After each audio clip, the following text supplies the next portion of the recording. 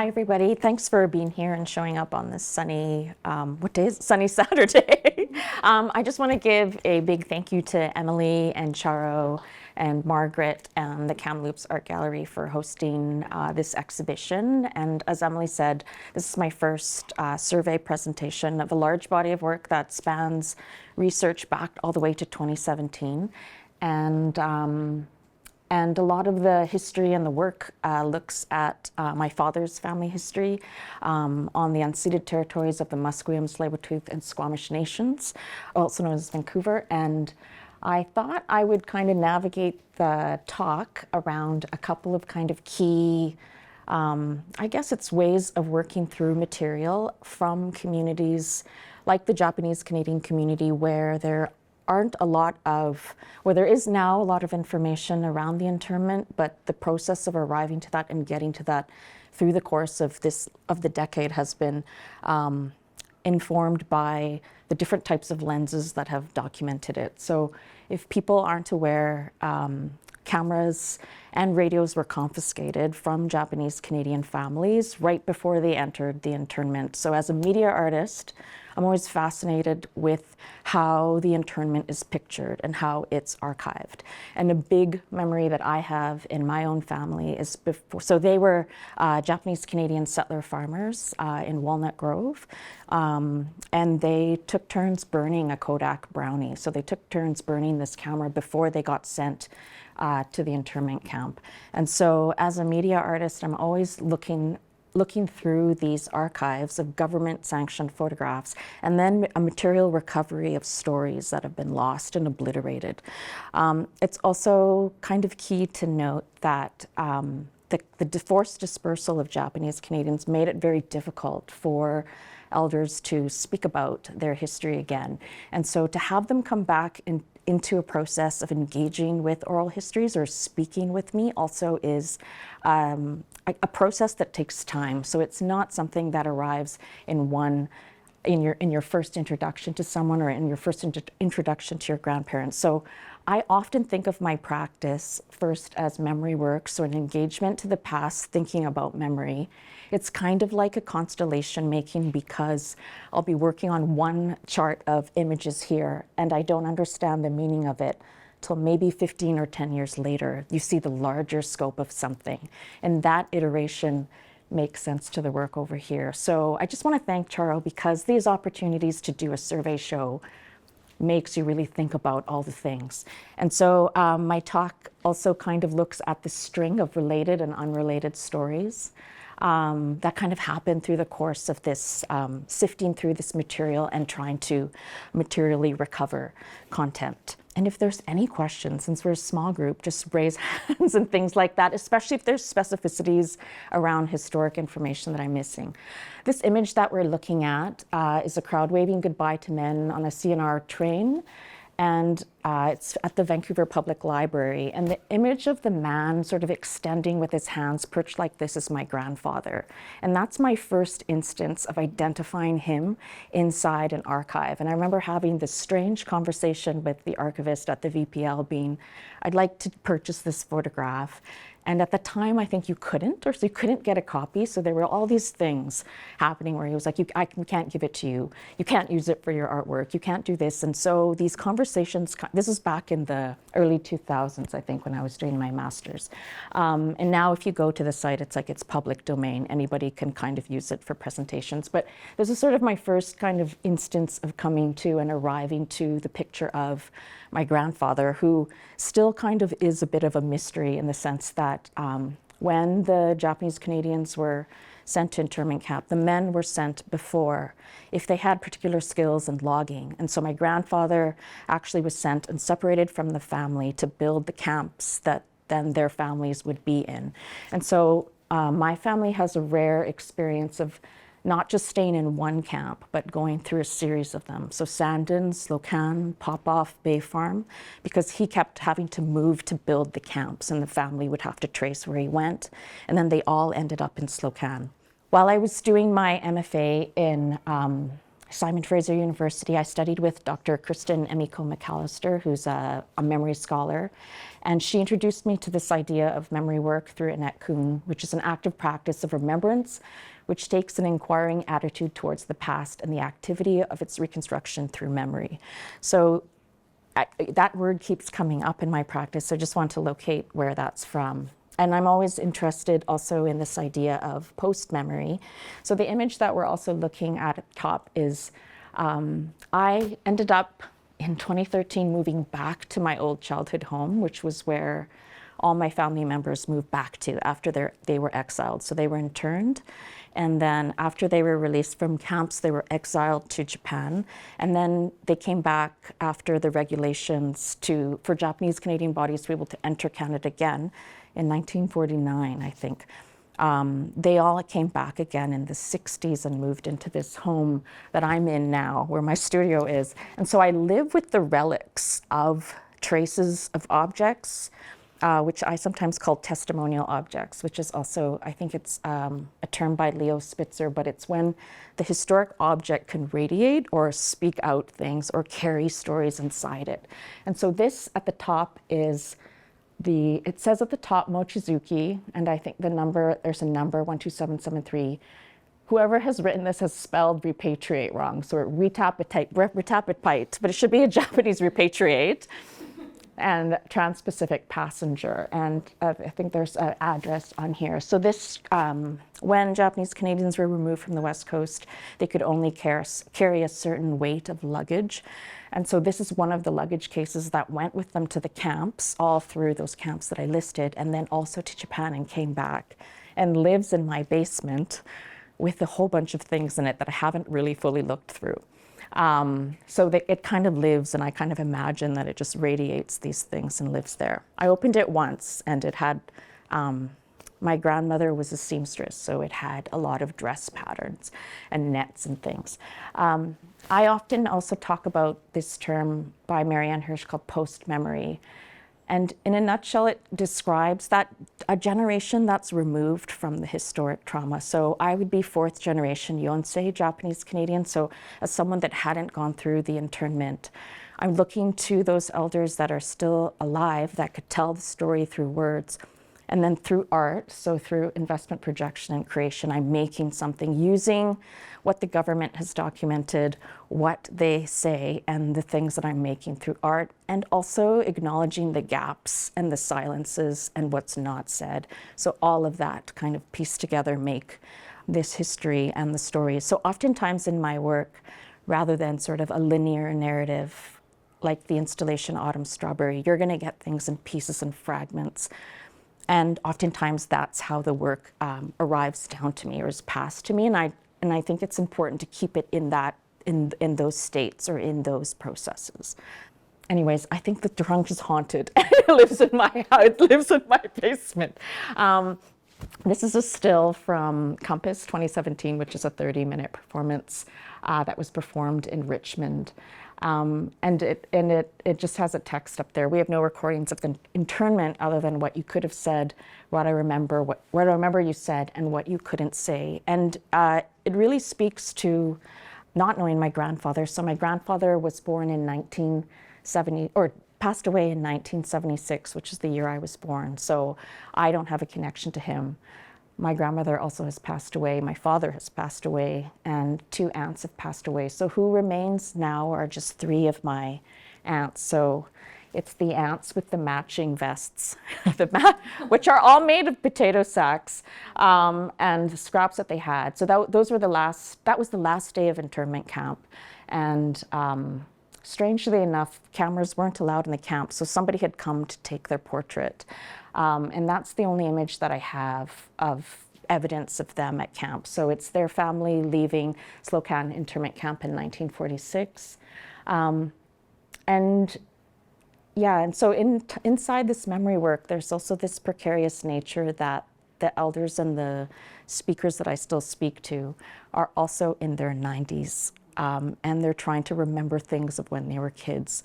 So there's that slippery terrain of what is actual, what is true, what is being lost, like, are these things fictions? Is it real? So there's this tenuous nature of memory work as well that happens in the work. This photograph on this side is my dad's family and life in Fukuoka in the 50s. So after internment, they were exiled to Japan. And the story there is that because their bodies were seen in Japan as American nationals, their own family back then didn't really treat them with respect. And so when they came over to Japan, they were just also othered at the same time and didn't have the greatest of experience. This aunt, who's still alive at 91, basically pretended she was a little bit older, and her body could speak both English and Japanese, so she worked for the American PX in Japan and was able to make enough money to buy 2 farmlands and a home so that the family could thrive in Shizuoka and Fukuoka. And she basically took the risk to come back to Canada when they were allowed and brought everybody back home by 1961 and is still alive. So we celebrate her. She's a Capricorn, and we celebrate her in January all the time. This is a piece that was at the Alternator Art Gallery, actually, called Dawn to Dust.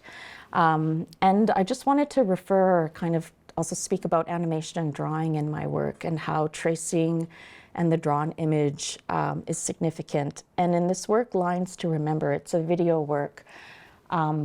I had spent a little bit of time, and you'll see that work later, in Japan. And while I'm in Japan and I get those moments to be in Japan, I try to go back to find the places that they were exiled to. So for a little while, it's gone now completely, but up until maybe early 2000s, this house was there that aunt had purchased, and they all lived in this house.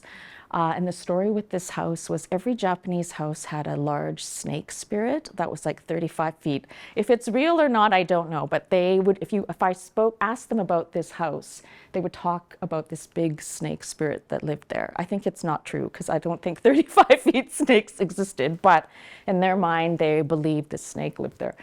On the side of this house are ads, so they wanted to make extra money. You could put advertisement on the side of the house because trains would pass by, and it was just a way of advertising. And they all lived in this house. And while I was in Shizuoka, my father, before he passed, left us a hand-drawn map of how to find this place. And so I got super excited. My brother lives in Tokyo. We snuck out, we took a little plane over, and we're like, let's go find this place. And I forgot the map in Vancouver. And so I had to, call my mom, how is this? And we walked for hours and hours and hours. And because I had done this work, Lines to Remember, where I got all the aunts to draw out the house. So I remembered key things like they remembered the statue. There was a Buddhist statue because there was a cemetery beside the house. There was a mandarin tree. There were these things. After 2 hours, we were able to find where that house was, but it was in fact gone, and a senior home was built over it.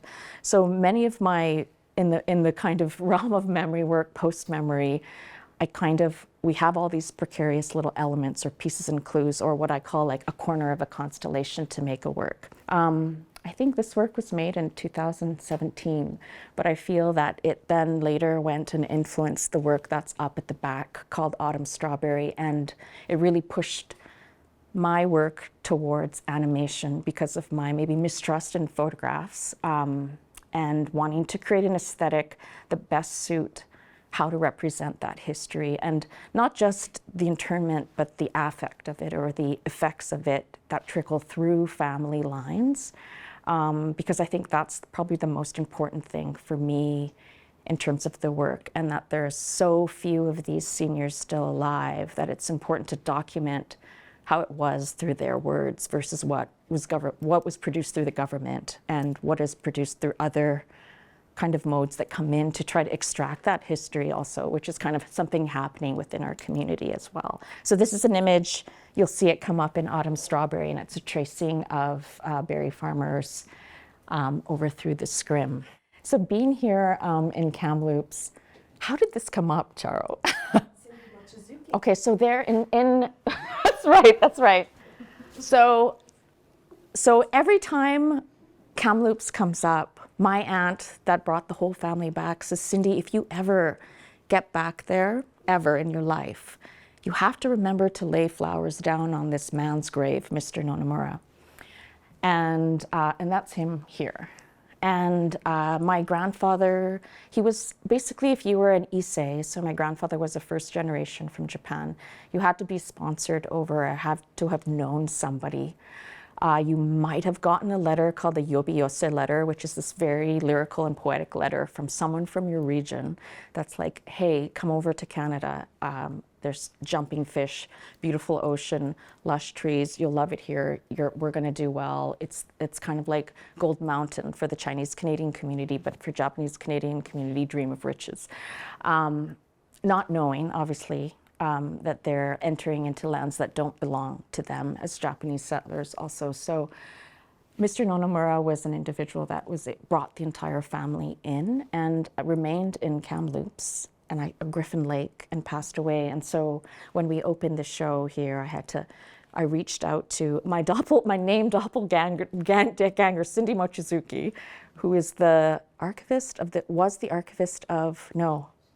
she worked at the city of administrator, and asked her, I'm trying to trace a grave of this man, and she reached out to the Kamloops Japanese Canadian Buddhist temple, and we were able to find his stone, and I was able to leave an offering and wash his grave with water before I opened my exhibition on April 20th, which happened to be my dad's birthday, should he have been alive.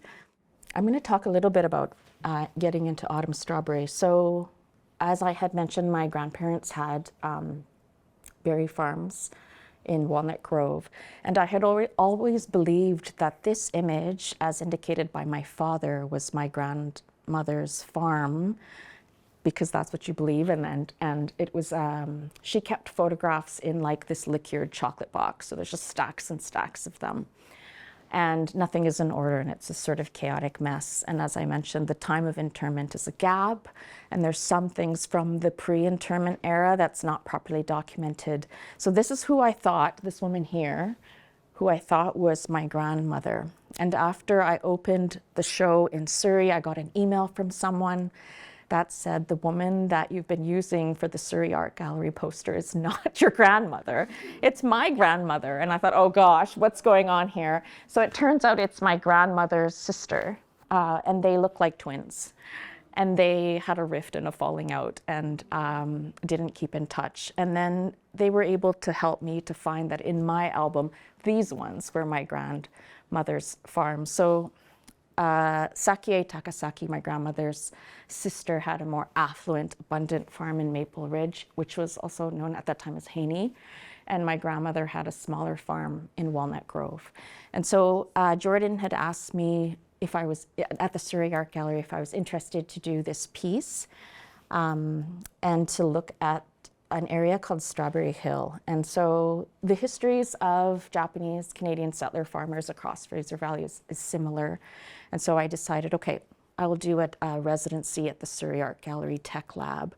That's an image of Grace, one of our elders, Grace Aiko Thompson, coming in. And the Tech Lab was transformed into the space where any surviving Nisei that remembered the area of what was called Strawberry Hill in Surrey could come and have conversations with me, could bring in photographs. I had photographs of my dad and his sisters in the farms. And we had, through the community, there were people like Michael Hoshiko who documented all the Japanese families in Delta and Surrey that had farms. So we had kind of maps of things, and different families came forward.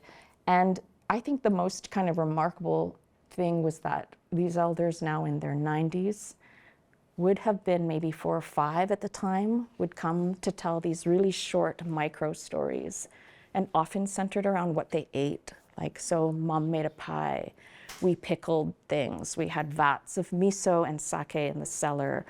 A woman came every Thursday with a different kind of pickle, a preserve for me to try. And so autumn strawberry became this like a really different thing. So when you see autumn strawberry, you'll see these like very large tree creatures stomping a big stone, which is called a tsukemono stone. So in Japanese culture, when we pickle, they use those big cedar barrels, which is what the trees are kind of bonking on. And you would take one of your largest stones and place it on top of the cellar as a kind of lucky thing too, I think, but also weight, so that you'd have the best daikon pickle throughout. So when the RCMP came and they removed everything, sometimes they just didn't know what to do with those vats of pickles. So I had to talk to a couple of elders, and they were like, it just must have just disintegrated down into the earth, and this pickles and miso and sake kind of spread through. And then I started thinking about inside Autumn Strawberry, one of the things that kind of complicates the history of Japanese Canadian settler farming is that they were given land from these white farmers to say, you can lease this. We're going to give you what they deemed as the worst land because they were huge Douglas fir trees all over. And so they were like, you're tasked to clear cut this entire body of land and embark in a technique called tree stumping, which involves dynamite. And many Japanese Canadian farmers, that's what they wanted to do if they wanted to survive and thrive and raise their families and build farms. And so they enacted this and took part in this, which is kind of, for me, just one aspect of this sort of layered history of thinking about land and thinking about Japanese Canadian settlers doing this kind of work at that time, and how they're forced into this and also making decisions to do this. So inside Autumn Strawberry, there's a kind of acknowledgement to that. And so I gave the power to these trees, or these tree kami. In my research, the Issei generation were not afraid to show their Japaneseness. So they retained, like in Strawberry Hill, villages where they had their own Japanese language, churches, schools, and they were not afraid to be visibly Japanese despite the kind of racisms around them. And they really believed that if you were bestowed land, that you should treat it with care and love and respect, as if as if it had a spirit itself. And so a lot of these farmers also wrote poems and odes to the land, and there's this evidence that they had a different relationship that was very much still considered very Shinto, or which is the religion, the Japanese religion, that all things have life, like all things in the room and everything has life, and to hold those values. So there were these other elements that were coming forward in my research around that as well. So Autumn Strawberry became a series of these short stories that kind of cycle through 60 minutes. And when I talk about sort of the gaps and the silences, it's also for me in my research to look at things that are not within the community. So there were also interviews conducted with non-Japanese Canadian farmers that lived beside Japanese Canadian farmers, and they also sort of kind of spoke about their perspective. It's also looking at things that were happening in the news and kind of pairing and layering that inside this 60-minute experience. I'm going to jump into, so the other work that's in the gallery is Tides and Moons, Herring Capital, photographed by Teresa Donk Matlock, sitting in the front row. And that work was an invitation by Jesse Birch to think about Japanese Canadian families that had connections to Nanaimo in the pre-war. And in the pre-war, there were over 40 Japanese herring salteries. And that was because there was a tax salt in China. And so Nanaimo became the herring capital, because that's how they made salt, is that this process of salting herring. And it looked kind of like that. And that's an image from Nikkei National Museum and Cultural Center. And so the installation, Tides and Moons, is a single story based on a song. That's the animation here. And it was through an interview with Naomi Sawada, who works at the Balkan, her father, who was a child and remembers that his father was a young boy in the Ode boat camp. That's on the Seisuchun side. When you land in Nanaimo, it's on the Seisuchun side. And he recalled that they had, again, similarly, the Issei generation kept things like sumo They had an onsen bathtub. They had their own schools. They had all their their small village, and they had these sultries. And different white supremacist groups would come and burn them down. So there were these traces of that in the archive of mysterious fire, sultry burnt down, and then within a few months, it's back up again and running, and then burnt down. And I wanted to kind of document that and tell that story. And the piece is it's subtitled, but not narrated through words. And the reason for that being is he remembers that when herring was hauled up and through the Seine boats, that they would sing particular Japanese folk songs. And that was a way of as a team singing that you received this big cast of herring. And so the animation pays homage to this Japanese traditional folk song performed by Maiko Yamamoto and Sawagi Taiko. And through that work, a thing that also happens for me also is that returning back to this idea of an object. When I'm doing dense research material, and often that's work around also traumatic histories and things, my hands need to make something. And so in most recent works, you'll see I'll do a large edition of chrysanthemums, or in this case, herrings. And it's this idea that it's a different practice, but a similar practice of making with my hands, but making many. And so alongside Tides and Moons, Herrings, Capital, I just started to produce a whole bunch of these porcelain herrings and made shoals and shoals of herring. And that also is a way where craft, I think also there's a healing aspect of working with hands and making. And so there's a series of automatons in the room also, where children or people or families can spin the wheel of the automaton.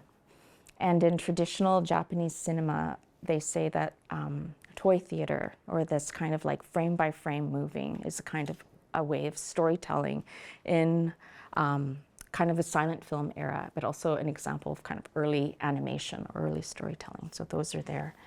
One really great or powerful thing that also happens when I do this work in community is, and this is something that it happens with most of my work, is other things spiral out. And so for Tides and Moons, we started having conversations with other current Steveston Japanese Canadian fishermen, or people that have had families in Steveston, so not Nanaimo, to think about this dish, thinking about herring, but also thinking about what's called kazunoko kombu, which actually there are traces of Japanese Canadian issei saying this is something they learned from indigenous individuals, where you leave the seaweed out and the herring eggs stick to this, and that's how they have kazunoko kombu back in a certain era, and it's something that is distinct that they remember. And Jesse asked if I could come back and do some a public program around food. And so this is a dish of salmon and chagai.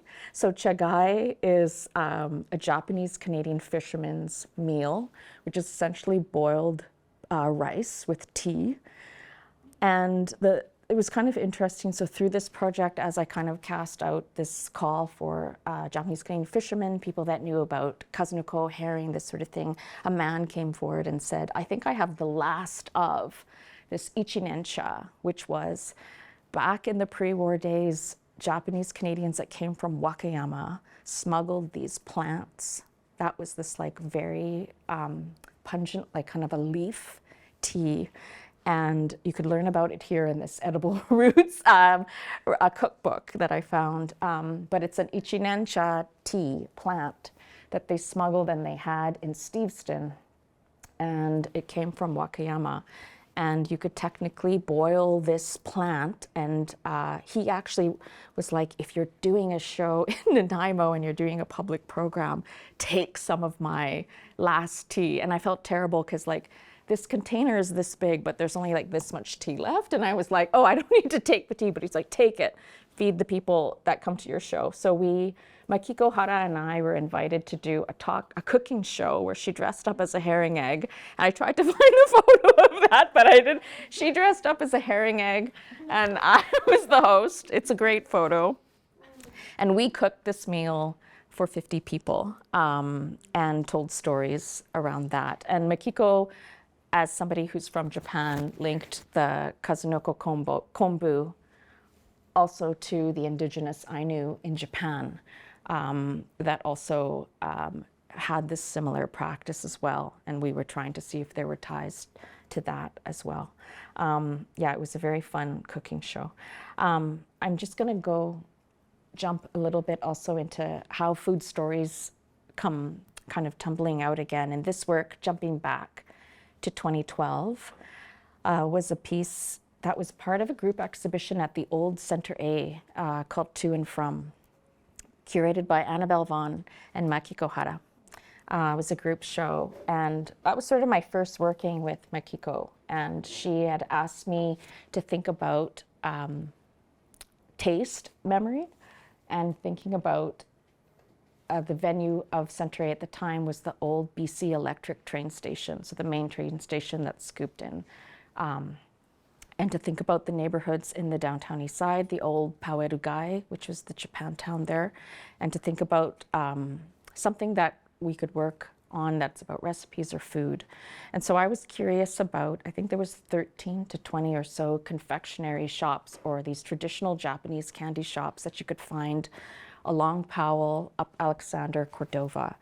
And I tried to find any elders that were still alive that remembered that, and there were maybe 5 at the time, and asked them to think about all the sweets that they ate, all the different kinds of candies. And so I was invited to their home. They would describe like a certain cinnamon candy, a fortune-telling cookie, a candied ginger, all these different kinds of candies. And they would kind of remap their route as a child, taking a penny, because that's how much it costs for that candy, and finding their way to their favorite candy store. And in the installation, you arrive into this tatami room where there was this kind of old traditional architecture of candy that I made. Some of them bought, because candy corns we couldn't make, but that's candy corn and Smarties is like through the decades have survived, so we just bought those. But the other ones, the sweet red bean cakes, I worked with a seniors group called Tonari Gumi, and they still make these traditional cakes. And so we made them and we offered them in the space, and you could listen to the interviews of these 5 elders, of which I think 4 have passed now and only 1 survives. And yeah, their voices are retained inside the telling of the candy. Inside the work that I do, those kind of ties with groups still remain. So Tonari Gumi and I have carried on and have done 2 more projects since then. So very recently, in 2023, I did a work called Hatobue Choir, working with a group of artists to create a Japanese talisman flute. And this is just coming out of the pandemic, so I was thinking about lungs and breath and breathing. And they worked with me for 3 months to make a lucky talisman. So a Hatobue flute is something that you would give to a sick child or to a family that needs good luck.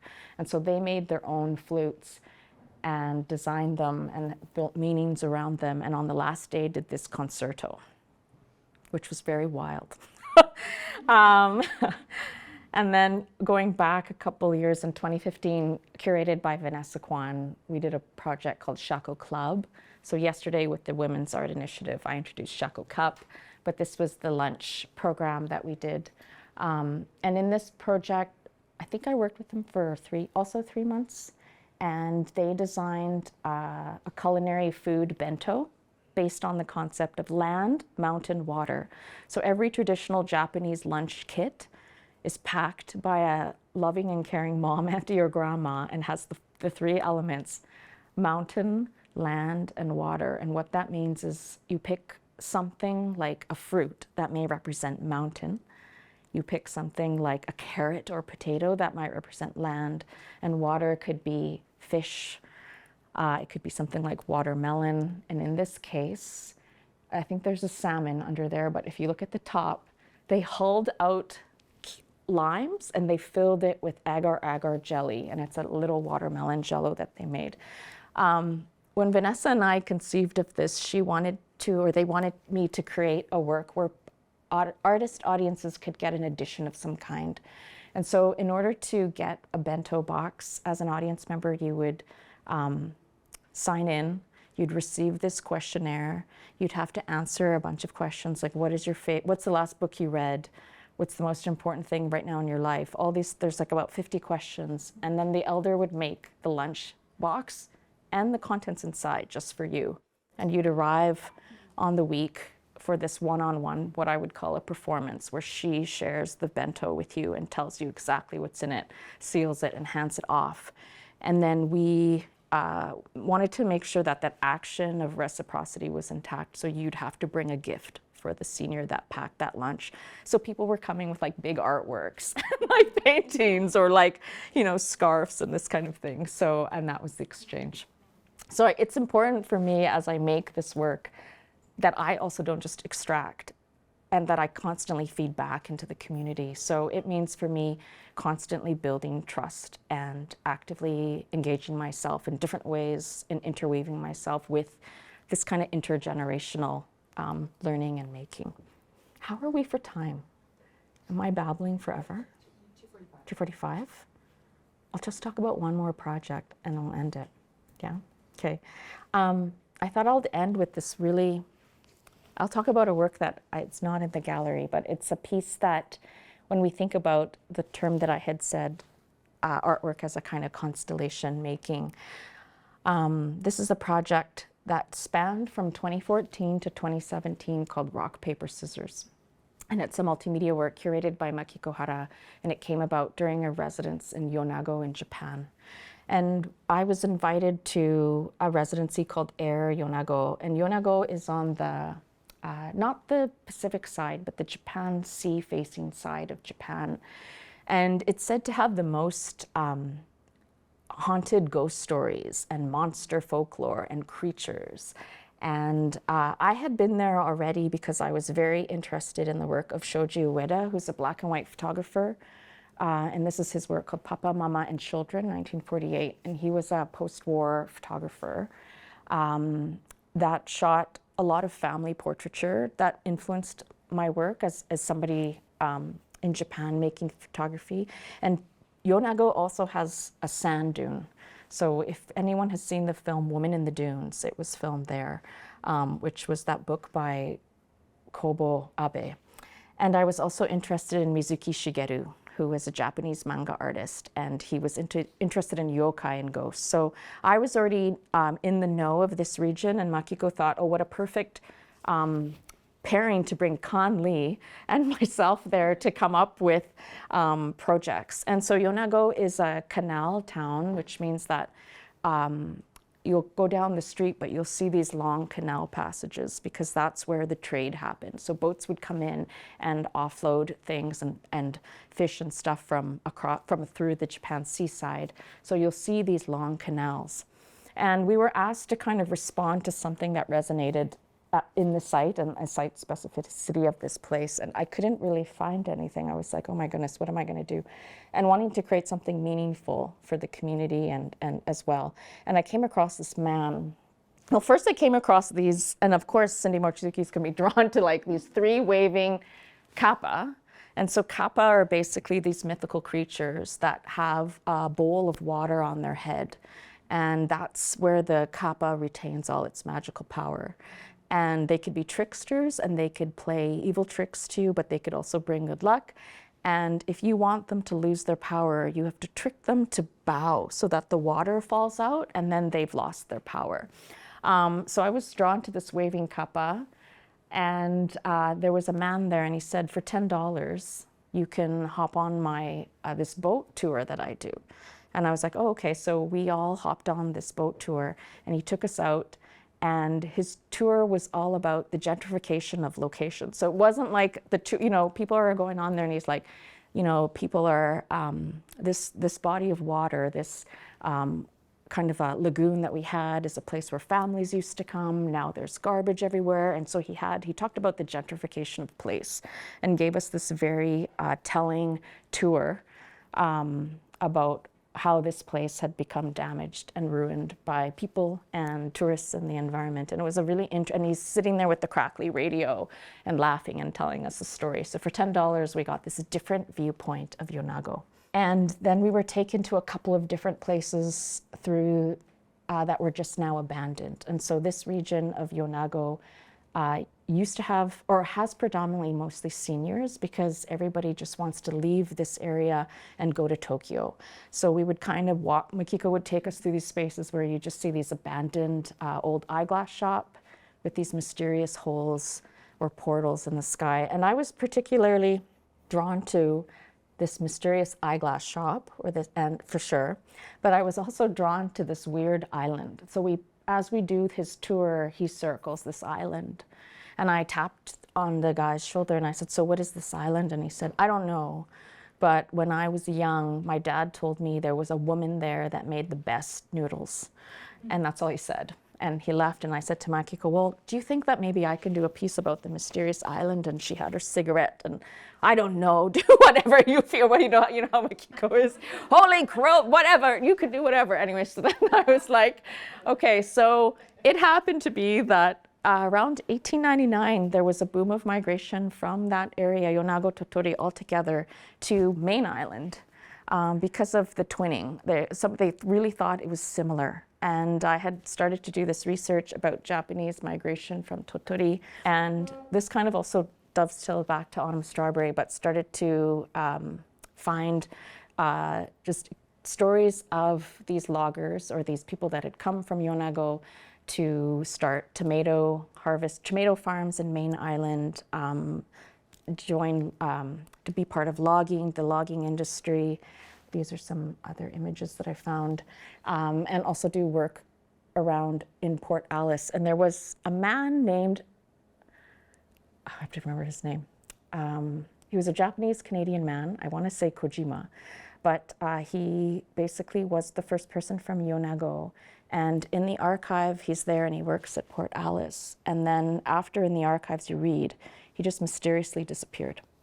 And I was fascinated with this man and wanting to bring his story forward, quickly wrote in the archives a story called Paper. And it's about a Japanese woman that's making noodles in the island of Kayashima. And through her menu, this hole opens up and she's able to kind of pass through the Trans-Pacific over to Main Island. And it tethers these stories of migration together. As this is happening now, Makiko and I ended up being on the news. And people started coming forward with old graphic design and signs about this island and the restaurant. And I come back in 2014 to do the re-recorded Paper. Makiko says, "You have to do the story in Japanese. No one will understand it in English." So it was a Japanese audio piece that I had to record. And so we asked if I could collaborate with the man on the boat. And you take the tour, pay $10, which goes to him. You pop your headsets and you hear the story of Paper. And then once you're cast out to sea, you take off your headsets and he begins his tour of the disappearance of that lagoon. And that starts off, the mayor comes forward and says, "Oh, I have something to offer." And it becomes this snowball of things. And we leave Yonago being, wow, that was very strange. And I'm sure more things are to come. And I'm just going to speed through this. Sean Dacey brought the work in 2016 and asked for me to do the English version of the work, Paper, as part of the contemporary art off-gallery piece on one of those Granville Island tiny boats. And it was raining, and we walked through, and you end up having a fisherman's feast at the end. And then strangely in 2016, that mysterious eyeglass shop group where I showed the image of the portal, they said, "Hey, let's bring that Canadian artist back and ask if we can keep doing research about that island. And it became this wild thing. I've never had this experience before where the news media completely started following Makiko and I, and we looked like Indiana Jones with our hats. We were getting eaten alive by mosquitoes. It was so hot, we were swollen, Makiko's vein burst, like all these things were happening, and we were on the news, and so they decided that they would allow this Japanese Canadian artist to enter the island in this terrible outfit. These are all over the media in Japan. And as we're going through, we found the staircase to the restaurant. Wow. And this is terrible. Like, these photos of me in the news with Makiko were everywhere, and people were excited about it. And a woman came forward, hello, hi, I'm 99 and I'm gonna cycle to meet Cindy and tell her I know everything about this island. And she arrives and we're excited and we set up everything, and she goes, okay, and I remember the cold glass of water I had with my dad on the boat. And that's what she remembered about the island. And we were like, what? And then she's like, and I remember exactly what that restaurant looked like. And she drew this, and she drew this. That's what it looked like. And I was like, oh my goodness. But that's memory work, and that's kind of what it's all about. And it inspired me to write a trilogy series called Rock, Paper, Scissors. And Rock is about the coal industry in Cumberland.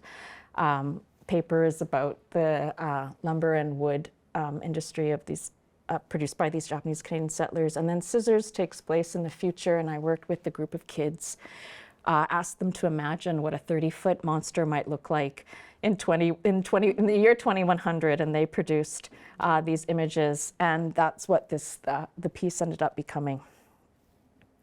It's 3. I'm gonna end it there. And the installation ends up looking something like this, where there is the tea house, and we use the replica of the woman's drawings, and you get to sit through this multimedia storytelling work of those 3 works.